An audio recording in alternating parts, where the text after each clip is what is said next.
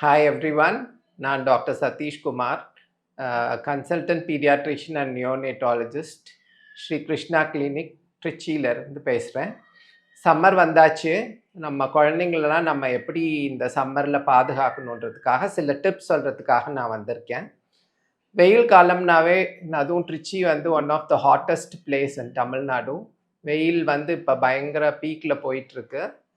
வெயிலோட தாக்கம் வந்து 40 டிகிரிக்கு மேலே போயிட்டுருக்கு. இந்த மாதிரி சமயத்தில் நம்ம குழந்தைங்கள நம்ம எப்படி பாதுகாப்பாக வச்சுக்கணுன்றதுக்காக தான் இந்த டிப்ஸு. முதல் வெயில் காலம்னாவே வந்து வேர்வை ஜாஸ்தி இருக்கிறதுனால நம்ம உடம்புல வந்து நிறைய நீர் வெளியேறப்படுது. அதனால உடம்புல இருக்க அந்த சோடியம் சால்ட் வந்து குறைவாக இருக்கிறதுனால நம்ம எல்லாம் சீக்கிரமாக டயர்ட் ஆகிடுவோம். பெரியவங்களே அந்த மாதிரி ரொம்ப டயர்ட் ஆகும்போது சின்ன குழந்தைங்க, துருதுருன்னு இருக்க குழந்தைங்க, விளையாண்டுட்டு இருக்க குழந்தைங்க அதிக டயர்ட் ஆவாங்க. அவங்க இந்த மாதிரி பிரச்சனையிலேருந்து மீட்கிறதுக்கு சில டிப்ஸ். ஜென்ரலாக வெயில் காலம்னாவே நம்ம குழந்தைங்கள அதிக தண்ணீர் குடிக்க நம்ம அவங்கள வந்து ஊக்கப்படுத்தணும். இப்போ பார்த்தீங்கன்னா சின்ன குழந்தைங்க, பிறந்த குழந்தையிலேருந்து 6 மாத குழந்தைக்கு வந்து தாய்ப்பால் மட்டுமே கொடுக்க சொல்கிறோம். தாய்ப்பால் கொடுக்கும்போது எக்ஸ்ட்ரா தண்ணீர் கொடுக்கணுமா அப்படின்னு நிறைய பேரண்ட்ஸ் கேள்வி கேட்பீங்க. தேவையில்லை. ஏன்னா அம்மாவோட தாய்ப்பாலில் 70லேருந்து 80% தண்ணீர் இருக்கிறதுனால எக்ஸ்ட்ரா தண்ணீர் கொடுக்க அவசியம் இல்லை. 6 மாதத்துலேருந்து 1 வருஷத்தில் இருக்க குழந்தைங்களுக்கு தான் திட உணவு ஆரம்பிப்போம். 6 மாதத்துலேருந்து திட உணவு ஆரம்பிக்கும் போது எக்ஸ்ட்ரா கொஞ்சம் கொஞ்சமாக தண்ணி நம்ம ஒவ்வொரு உணவு கொடுத்ததுக்கப்புறம் தண்ணி கொடுக்கணும். தாய்ப்பாலும் கொடுக்கறதுனால தண்ணி அது மூலியமாகவும் குழந்தைக்கு போகும். 1 வயசு குழந்தைக்கு நம்ம தோராயமாக 1 கப் தண்ணீர் ஒரு நாளைக்கு கண்டிப்பாக கொடுக்கணும். 2 வயசு குழந்தைக்கு 2 கப், அதே மாதிரி ஒவ்வொரு ஏஜுக்கு தகுந்த மாதிரி ஒவ்வொரு கப். இப்போ 8 வயசு குழந்தைன்னா 8 கப் தண்ணீர் ஒரு நாளைக்கு கண்டிப்பாக எடுக்கணும்.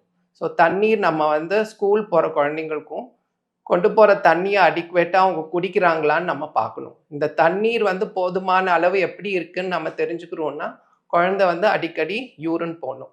யூரின் வந்து ஒரு நாளைக்கு வந்து 6 தடவைலேருந்து 8 தடவை கண்டிப்பாக போகணும். அந்த யூரின் வந்து வெள்ளீர் பேல் ஒயிட் கலரில் போகணும். டார்க்காக போகுதுன்னா நம்ம உடம்புல நீர் சத்து குறைவாக இருக்குன்னு அர்த்தம்.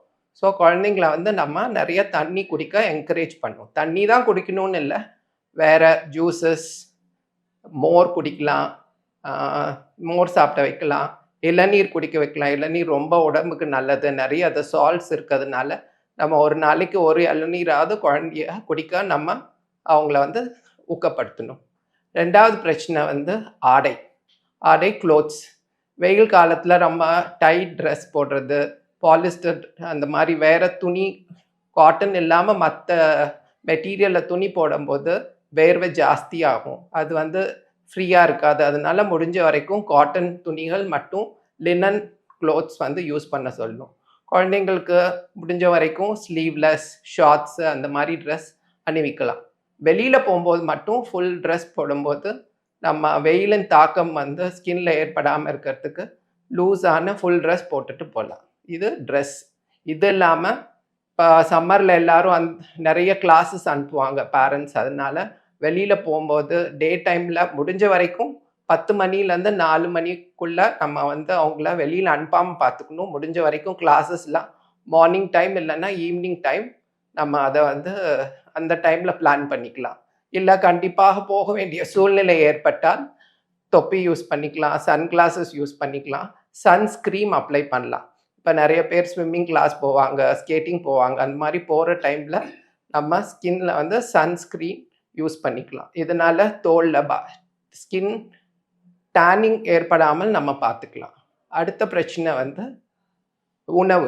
உணவு வந்து வெயில் காலத்தில் முடிஞ்ச வரைக்கும் நம்ம சாஃப்ட் டயட், ரொம்ப காரம் இல்லாமல், ரொம்ப ஆயில் ஃபுட் இல்லாமல் சாப்பிடணும். ஏன்னா ரொம்ப காரம், ஆயில் இருந்தால் ஜீரண பிரச்சனைகள் ஏற்படலாம்.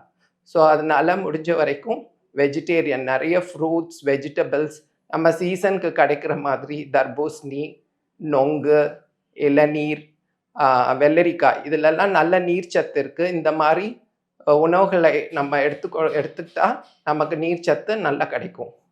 இது இல்லாமல் என்ன இன்ஃபெக்ஷன்ஸ் வந்து இந்த வெயில் காலத்தில் வரும்னா முதல் வந்து நமக்கு வர்றது வயிற்றுப்போக்கு.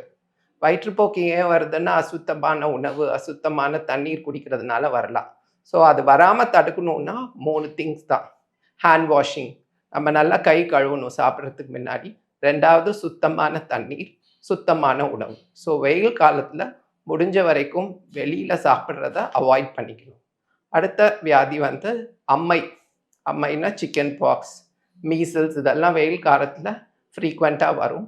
ஸோ இது வராமல் இருக்கிறதுக்கு நம்ம தடுப்பூசிகள் நிறைய இருக்குது. சிக்கன் பாக்ஸ் தடுப்பூசி, மீசல்ஸ் தடுப்பூசிலாம் இருக்குது. இதெல்லாம் போடுறதுனால அது வராமல் தடுக்கலாம். இன்கேஸ் அந்த சிக்கன் பாக்ஸோ மீசல்ஸோ வந்துடுச்சுன்னா அதை வந்து அந்த வியாதியோட வீரியத்தை குறைக்கிறதுக்கு சில மருந்துகள் இருக்குது. அதை வந்து உங்கள் குழந்தை மருத்துவர்கிட்ட கேட்டு நீங்கள் அதை சீக்கிரமாக ஆரம்பிச்சிங்கன்னா சீக்கிரமாக குணமாகும். ஸோ எல்லோரும் சேஃபாக இந்த சம்மரில் சேஃபாக இருக்கணும். இந்த டிப்ஸ் உங்களுக்கு யூஸ்ஃபுல்லாக இருக்கும்னு நினைக்கிறேன். Stay safe and enjoy your holidays.